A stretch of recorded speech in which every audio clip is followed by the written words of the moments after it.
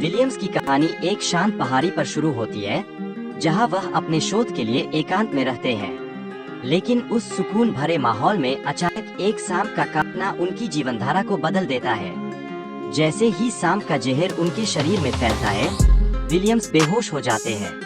जब उनकी आंखें खुलती है, तो वे पाते हैं कि दुनिया अब पूरी तरह से बदल चुकी है। एक खतरनाक वायरस ने सब कुछ तहस-नहस कर दिया है। इस मुश्किल समय में विलियम अपने माता पिता को खोने के बाद अकेले और निराश महसूस करते हैं। वह अब जीवित बचे लोगों की तलाश में निकलते हैं और इसी सफर में उन्हें कुछ अन्य बचे लोगों से मिलने का अवसर मिलता है। विलियम के जीवन में संक्रमण के कारण हुए नुकसान का वर्णन काफी गहरा है, जहां उनके दोस्तों और परिवार का अचानक अंत हो जाता है। यह हृदय विदारक स्थिति उनके लिए और भी चुनौती बन जाती है। हालांकि कहानी में एक महत्वपूर्ण मोड़ आता है, जब विलियम का एक प्यारा साथी कुत्ता लकी उसके जीवन में प्रवेश करता है। लकी के साथ बंधन विलियम को जीने की नई प्रेरणा देता है। कहानी में विलियम और एम्मा की मुलाकात भी विशेष महत्व रखती है। दोनों अपने अपने अनुभव साझा करते हैं, जिससे वे एक दूसरे के लिए सहारा बन जाते हैं। इस नए रिश्ते में एक नई उम्मीद पैदा होती है। विलियम और एम्मा सामूहिक प्रयास करते हैं जब वे सौर पैनल स्थापित करते हैं। यह एक स्थायी ऊर्जा स्रोत बनाने की दिशा में कदम है, जो उनकी स्वायत्तता को बढ़ाने में मदद करता है। जब एम्मा को गर्भवती होने की खबर मिलती है, तो विलियम के मन में चिंताएं उफान मारने लगती है। लेकिन एम्मा उसे समझाती है कि उनका बच्चा मानवता के लिए एक नई आशा हो सकता है। रात के समय चूहों की समस्या उन्हें बहुत परेशान करती है। वे चूहों को रोकने के उपाय करते हैं, लेकिन स्थिति केवल बिगड़ती जाती है। यह संघर्ष उनकी सामूहिक जीवन शैली पर दबाव डालता है। ईव के डर का सामना करने के लिए एक जीवित साथी मरीन अपनी जीवित रहने की कहानी साझा करती है। यह कहानी न केवल उसे सुरक्षित महसूस कराती है, बल्कि उसकी चिंता को भी कम करती है। जल्द ही नए बचे हुए लोग जैसे मोली, जीन और एजरा विलियम्स के समूह से जुड़ते हैं। एम्मा के द्वारा भेजे गए संदेश को देखकर वे सहायता के लिए आते हैं और सामुदायिक जीवन में एक नई ऊर्जा भरते हैं। सामुदायिक जीवन में सभी लोग एकजुट होकर अपने जीवन को बेहतर बनाने के प्रयास में लगे रहते हैं।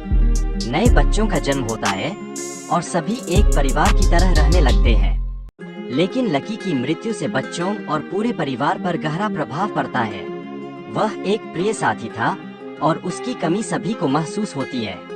वे लकी को दफनाते हैं और इस दुखद घटना से सबको गहरा आघात लगता है। विलियम्स बच्चों की रक्षा करते हैं जब एक शेर उन पर हमला करता है। हालांकि इस संघर्ष में उसे गंभीर चोटें आती हैं, जिससे परिवार के अन्य सदस्य भी चिंतित हो जाते हैं। इस बीच चार्ली और उसका दल पानी की समस्या को हल करने के लिए वहां पहुंचता है। वे बोरवेल स्थापित करने का प्रस्ताव देते हैं, जो उस समय की सबसे महत्वपूर्ण आवश्यकता में से एक है। हालांकि चार्ली के खतरे से निपटने के लिए विलियम्स को अपने दोस्तों के साथ मिलकर एक योजना बनानी पड़ती है। चार्ली के द्वारा एबी पर किए गए हमले ने उन्हें गुस्से में भर दिया है। चार्ली की मृत्यु के बाद विलियम्स को गिल्टी महसूस होता है, क्योंकि उन्होंने एक व्यक्ति की जान ली है। उनके दोस्तों द्वारा दी गई सहायता उनके लिए मानसिक संतुलन बनाए रखने में मुश्किल साबित होती है। विलियम्स के छोटे बेटे की बीमारी उसके पिता के लिए एक बड़ा चिंता का विषय बन जाती है। वह अपने बेटे की जान बचाने के लिए हर संभव प्रयास करता है, लेकिन उसकी कोशिशें विफल हो जाती है। इस दुखद स्थिति में पिता अपने बेटे की यादों को संजोते हुए आगे बढ़ता है। साथ ही वह अन्य बच्चों के प्रति अपनी जिम्मेदारी को समझता है, जो उनके लिए एक नई शुरुआत का संकेत बनता है। वह अपने बेटे द्वारा बनाए गए रेडियो का काम पूरा करता है, जिससे वह अन्य बचे हुए लोगों से संपर्क करने का प्रयास करता है। यह साहस और संघर्ष का प्रतीक है, जो उसकी कहानी को आगे बढ़ाता है। अंत में वह बच्चों को खेलों की प्रतियोगिता और स्कोर के महत्व के बारे में समझाता है, जो उन्हें पूर्व की दुनिया के अनुभव से जोड़ता है। यह सीखने की प्रक्रिया का एक महत्वपूर्ण हिस्सा बन जाता है।